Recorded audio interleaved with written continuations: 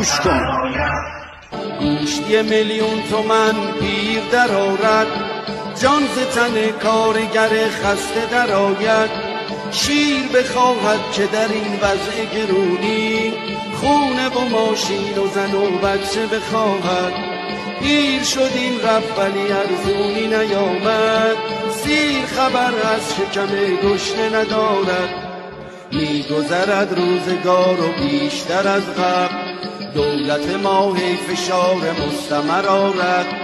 با همه احوال بد و وای به حاله، آن که بخواهد دوباره بچه بیارد.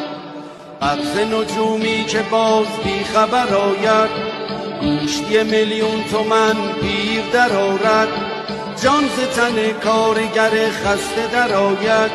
شیر بخواهد که در این وضع گرونی، خونه و ماشین و زن و بچه بخواهد.